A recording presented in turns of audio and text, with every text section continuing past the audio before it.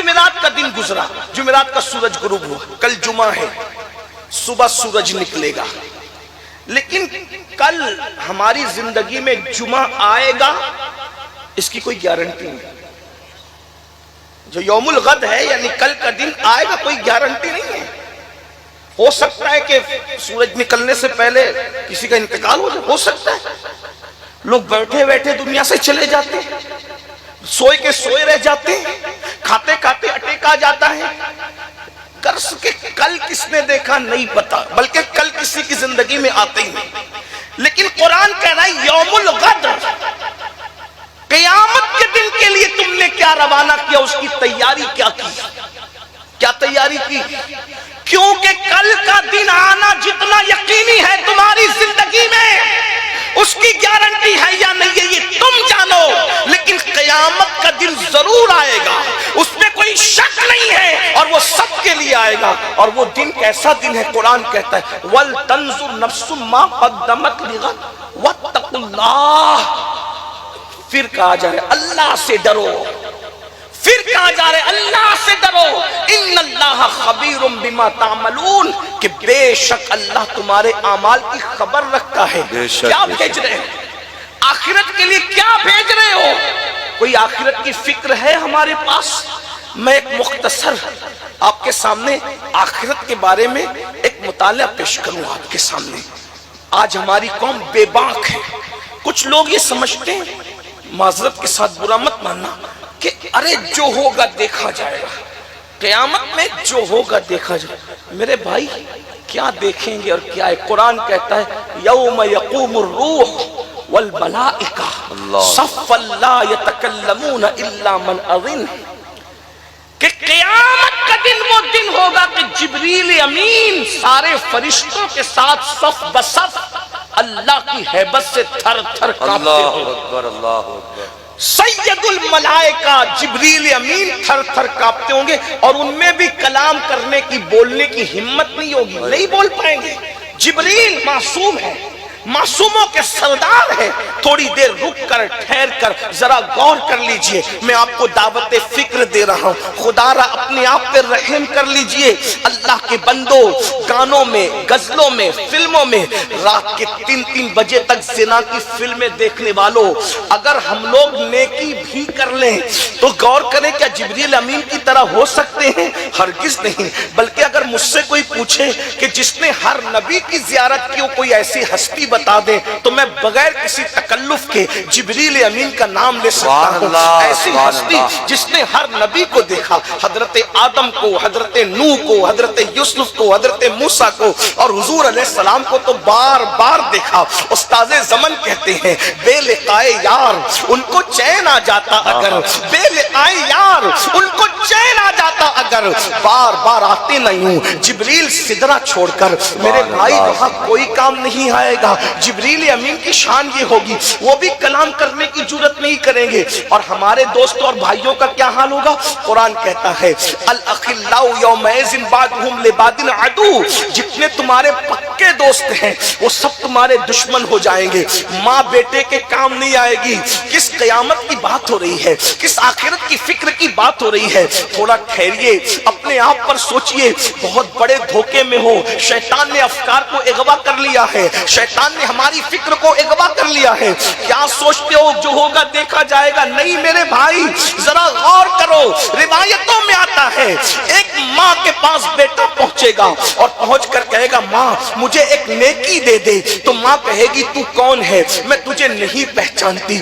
اللہ اکبر۔ اور اگر وہاں انبیاء کی شان دیکھنی ہے تو ایک روایت یہ بھی سن لے، سیدنا فاروق اعظم رضی اللہ تعالیٰ عنہ سیدنا کعب احبار سے کہتے ہیں اے کعب ذرا مجھے ایسی باتیں سنا دو کہ جس سے میرے دل میں اللہ کا خوف زیادہ ہو جائے، میرے دل میں اللہ کی خشیت زیادہ ہو جائے۔ حالانکہ فاروق فاروق اعظم کے دل میں خشیت ربانی کا عالم یہ تھا، اللہ کے خوف کا عالم یہ تھا، اتنا روتے تھے اللہ کے خوف سے کہ رونے کی وجہ سے چہرے پر رونے کا نشان پڑ گیا تھا۔ میرے بھائیوں، جن کو رسول اللہ نے جنت کی بشارت دی ہے وہ آخرت کے لیے روتے ہیں، اور یہاں تو استنجا کی سنتیں بھی نہیں پتا، ہمیں تو 5 کلمے بھی نہیں پتا، ہمیں تو نماز روزے کے فرائض اور واجبات بھی نہیں پتا، اور ہم یہ سوچ کر بیٹھے جلسے میں آ گئے ہمیں جنت نہیں ملے گی تو کس کو ملے گی۔ اور بڑی معذرت کے ساتھ ہم میں کچھ بے باک لوگ ایسے ہیں جو کہتے ہیں امین القادری کو دیکھو جنت ملے گی، فلاں کو دیکھو جنت ملے گی۔ بڑی معذرت کے ساتھ شاید ہم اپنی قوم کو دھوکہ دے رہے ہیں۔ میرے بھائی، ہم جن کو دکھا کر جنت بانٹ رہے ہیں، کیا ان کے خاتمہ بالخیر ہونے کی بھی کوئی گارنٹی ہمارے پاس ہے؟ اللہ اکبر۔ جب نوح علیہ السلام کا بیٹا کفر پہ مر سکتا ہے، لوط علیہ السلام کی ایک بیوی اللہ اکبر منافقت پہ مر سکتی ہے، ہم کون ہیں میرے بھائیوں؟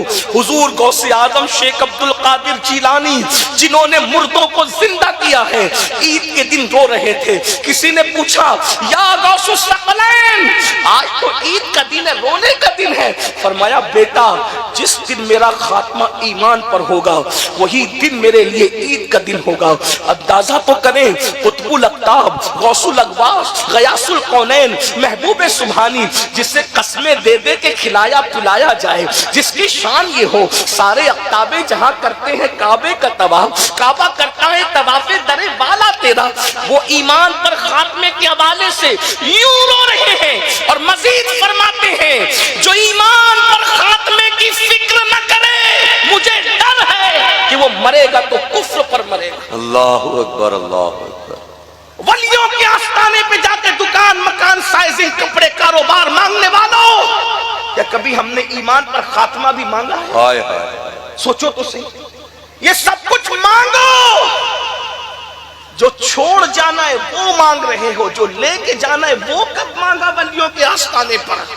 غوث پاک سے لے کے غریب نواز تک، غریب نواز سے لے کے مخدوم پاک تک، مخدوم پاک سے لے کے سرکاران ماہرہ و کالپی تک، پوچھو تو صحیح مانگتے کیا ہو وہاں آستانوں پہ جا کے، عرصوں میں جا کے مانگتے کیا؟ بلکہ اپنے علماء سے بھی کہتے ہو کاروبار کے لیے دعا کر، بالکل دعا، لیکن اللہ کے بندے ایمان پر خاتمے کی بھی تو دعا کر، ایمان پر ثابت قدمی کی بھی تو دعا کر۔ میں اپنی گفتگو کو سمیٹتے ہوئے، اس لیے کہ وقت زیادہ ہوا ہے، مجھے بھی جانا ہے، اللہ اکبر، توجہ کرے۔ کعب احبار یہ تابعی ہیں اور جلیل القدر تابعی ہیں، وہ توریت انجیل کے عالم تھے۔ ان سے فاروق اعظم نے کہا کعب ذرا ایسی بات مجھے بتا کہ جس کی وجہ سے میرے دل میں اللہ کا خوف زیادہ ہو، مزید ہو۔ کعب احبار نے کہا امیر المومنین سن لے، شاید اسی پہ بات پوری ہو جائے، غور سے سن لے، توجہ کے ساتھ، آپ بہت اچھے سے سن لیں، اللہ آپ سب کو جزا دے، لیکن مزید غور سے غور کرنا۔ فاروق اعظم کو کعب نے کہا امیر المومنین، جب قیامت کے دن جہنم کو لایا جائے گا، قیامت کے دن میدان محشر میں، تو جہنم کے منہ میں 70,000 لگامیں ڈالی جائے گی، اللہ، اور 70,000 لگامیں ڈال کر کے اس کو کھینچ کے لایا جائے گا۔ غور کیجئے، پھر کہتے ہیں جب جہنم پہلی سانس لے گا، غور کیجئے، یہ کعب احبار کا روایت، یہ کوئی کہانی قصہ نہیں ہے، یہ روایت ہے۔ فاروق اعظم کے سامنے کعب احبار بیان کر رہے ہیں ان کی فرمائش پر، فرماتے ہیں جہنم جب پہلا سانس لے گا تو لوگوں کی کیفیت یہ ہوگی کہ لوگ حواس باختہ ہو جائیں گے۔ جب دوسرا سانس لے گا جہنم تو لوگوں کے سینے سے دل نکل کر ان کے حلق میں اٹک جائے گا۔ اللہ، ابھی نمازی بے نمازی، عالم غیر عالم، نیک بد، ابھی کسی کی کوئی تخصیص نہیں ہے، یہ پورا محشر ہے جس کے بارے میں ہم کہتے ہیں جو ہوگا دیکھا جائے گا۔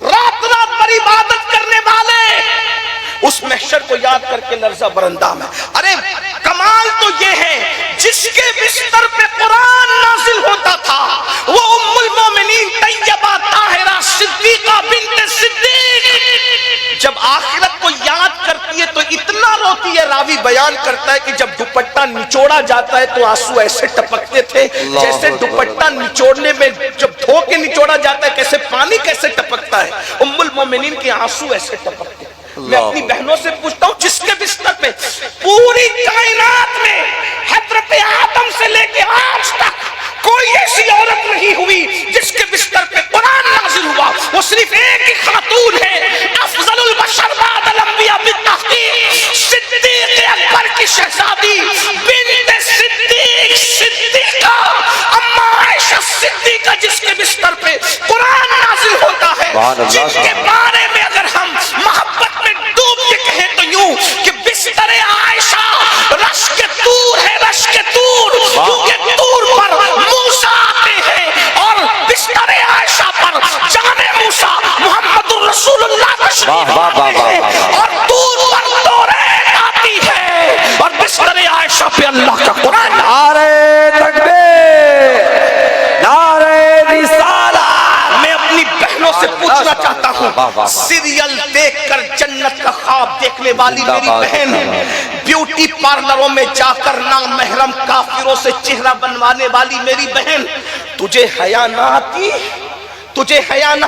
جس مذہب نے عورت کو مسجد میں جا کر عبادت کرنے کی اجازت نہیں دی، وہ مذہب بیوٹی پارلر تک جانے کی اجازت کیسے دے سکتا؟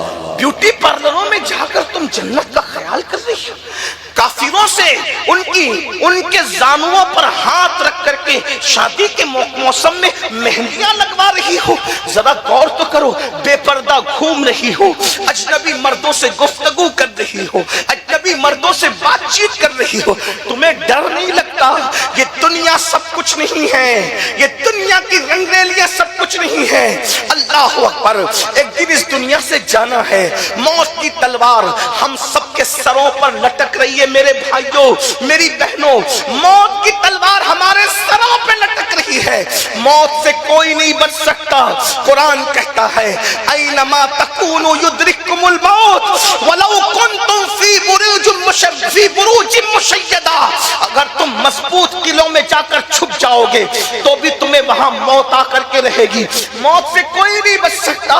تم کسی کی بھی بیوی ہو، تم کسی کی بھی بیٹی ہو، تم کسی کی بھی بہن ہو، میرے بھائیوں میری بہنوں، اللہ کی عذاب کو ہم میں سے کوئی برداشت نہیں کر سکتا، خدا کی عذاب کو برداشت کرنے کی ہم میں طاقت نہیں ہے۔ اگر میرا اللہ پہاڑوں پر اپنا عذاب نازل کر دے، پہاڑ پگھل جائیں گے۔ یہ نازک سا جسم، یہ چھوٹا سا جسم، یہ کمزور سا جسم، میں اپنے جوانوں کو دعوت فکر دیتا ہوں، خدا کے لیے ذرا توجہ تو کریں۔ جو جسم مچھر کا ڈنک برداشت نہیں کرتا، جو جسم مکھی کا چلنا برداشت نہیں کرتا، جو جسم اللہ اکبر تیز آواز برداشت نہیں کرتا، اچانک تیز آواز آئے ہمارا کلیجہ دہل جاتا ہے۔ میرے بھائیوں، جب آواز تیز آتی ہے، پٹاخے کی آواز آتی ہے، کلیجہ دہل جاتا ہے، ہم بچک جاتے ہیں۔ ذرا سوچو تو صحیح، وہ جہنم کی آگ کی چنگاڑے، وہ جہنم کے دہتے ہوئے انگارے، ہم اس سے کیسے مقابلہ کر سکیں گے؟ اس کو کیسے برداشت کر سکیں گے؟ خدا کے لیے راتوں کو عیاشیوں میں گزارنے والوں، راتوں کو گناہوں میں گزارنے والوں، گانے سن کر، فلمیں دیکھ کر، حرام لقمے کھا کر، عورتوں پر پاپ کی نظریں ڈال کر، اللہ اکبر، جرائم کر کے، زنا کے اڈوں کو آباد کر کے، خدا کے غضب کو چیلنج کرنے والوں، میرا اللہ فرما رہا ہے ان بطش ربک لشدید، تیرے رب کی پکڑ بڑی سخت ہے۔ دوسرے مقام پر فرمایا ان عذاب ربک لواقع، تیرے رب کا عذاب واقع ہونے والا ہے، ما لہ من دافع، اور جب وہ عذاب دینے کا فیصلہ کرے گا تو دنیا کی کوئی طاقت تمہیں بچا نہیں سکے گی۔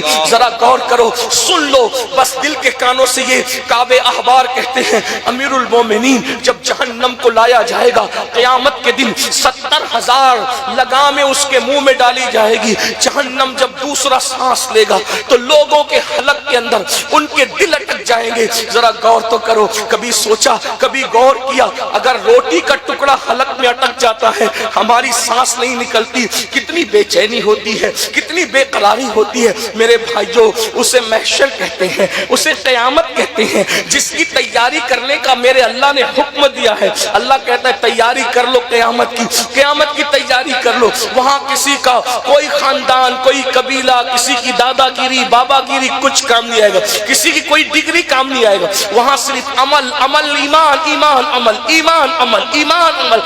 کہا جائے گا اللہ کیا لایا, بتا کیا لایا, اللہ کے لیے کیا کیا ہم نے کیا کیا بتاؤ.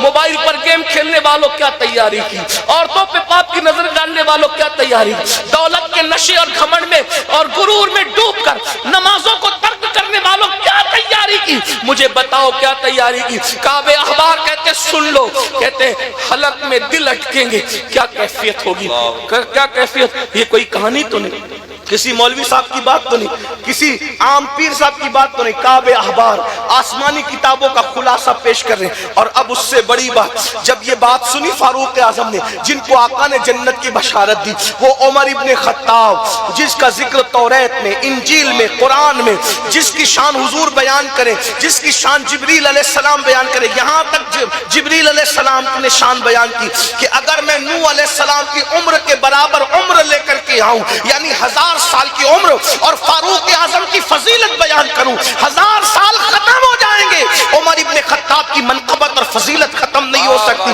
ذرا غور تو فرمائیں. وہ فاروق اعظم رونے لگے. ہم تو اپنی قوم کو عذاب کی بات بتاتے, میری قوم کے لڑکے ہنستے, جوان ہنستے. مولانا صاحب لوگ کا کام یہ نہیں بھائی, مرنا ہے. جوان چلے گئے, پہلے دنیا میں دادا آئے, پھر ابا آئے, پھر پوتا آیا, پھر پر پوتا آیا. آنے میں ترتیب ہے, بولو جانے میں بھی ترتیب ہے.